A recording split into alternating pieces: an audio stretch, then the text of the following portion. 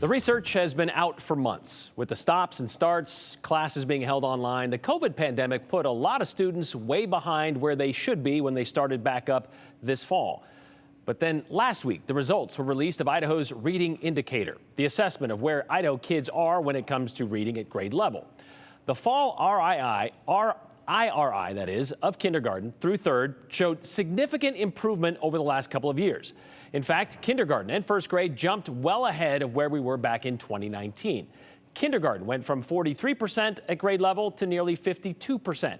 First grade from 49% to more than 55%. Second and third grades did see some improvements over 2020 and 2021, but they haven't quite gotten back to pre-COVID numbers. So overall, pretty impressive numbers. And reason for early educators to celebrate for sure. And of course, others, apparently. I don't know if you saw this, but the release of that report prompted Governor Brad Little to tweet this out on Tuesday. Idaho's kindergarten reading scores skyrocketed this fall, exceeding pre-pandemic numbers by nearly 9 points. We've increased literacy funding 5-fold since I took office, and it's clearly working. Congrats to our parents, students, and schools on this tremendous improvement. He was, you can see, retweeting a breakdown of those results by Idaho Education News. Except increased funding for Idaho schools isn't exactly an explanation as to why kindergarten reading scores have skyrocketed. You see, Idaho doesn't fund education prior to kindergarten.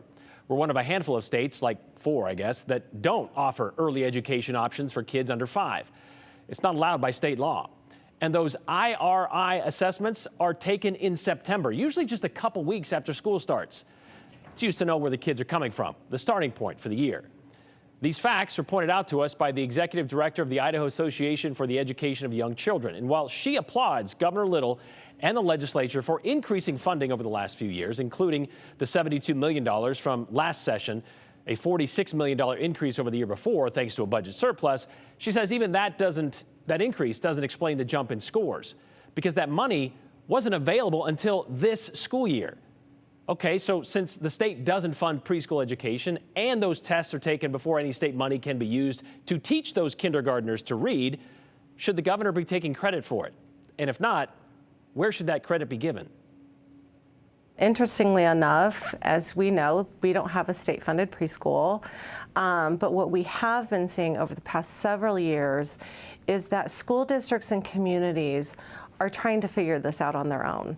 And we're seeing an increase in school districts offering preschool, not using state funds because that's not allowed, but they are cobbling together private dollars to be able to offer preschool opportunities for families. So it sounds like this is something that is outside the scope of state education.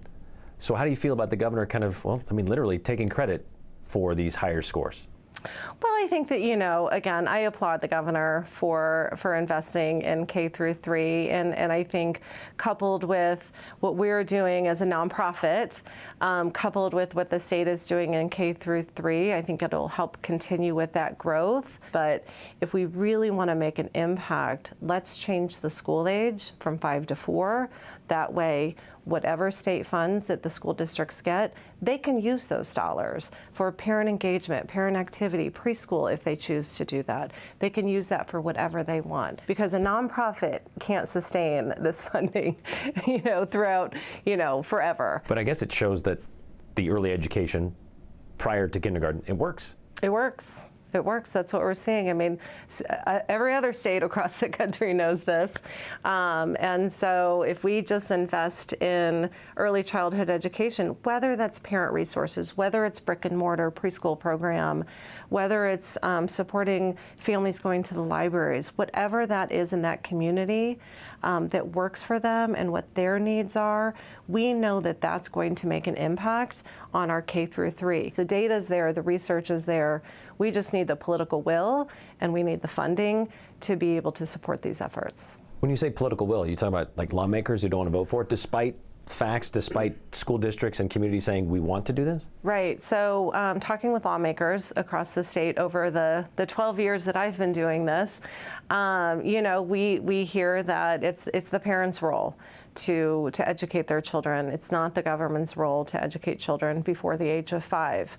And they can believe that, but what we do know is that parents need support, They need to know the how, the what, and the where. We're not saying that children need to be reading when they enter kindergarten. We're just saying that they need to have the basic foundational skills. Beth told us she attended the recent Idaho School Boards Association conference, and changing the funding from age 5 to age 4 was one of the 14 resolutions offered during that conference. And a vast majority of school districts are in favor, she said. However, remember the legislative session from 2021 when lawmakers killed a federal grant that would have given Idaho school districts $6 million for such programs, claiming Idaho AEYC and its partnership with its national affiliate would be using books and curriculum to indoctrinate our 3-year-olds with a social justice agenda? Remember that? They tried to get approval for it twice during that session. Twice, and it failed. Perhaps that might give you an indication of where our lawmakers stand on early education funding. Again, Beth wanted to be clear. She wasn't trying to throw shade on the governor for making this claim, just make it clear as to the real reason why those assessment scores are up. She told us the Idaho AEYC, whose logo is a puzzle piece, by the way, takes a multi-piece approach to early education. And it starts, let me show you, it starts with kits like these kind of things, a whole table full here. We'll put them in front. They give out these books while the kids are still in the hospital after being born. They give out these kindergarten kits at kindergarten registrations. They gave out 15,000 of these last spring. They offer workshops in 59 locations across the state. 14,000 parents took them up on these programs. And Beth says the millions spent for better childhood, or childcare that is, has also helped out. So it's all of this stuff that they offer to parents and their students and their kids that has helped lift Idaho's kindergarten fall reading scores to new heights. As for the new funding, well, I guess we'll see how that works out for the spring IRIs. And then maybe Governor Little can take a little bit of credit.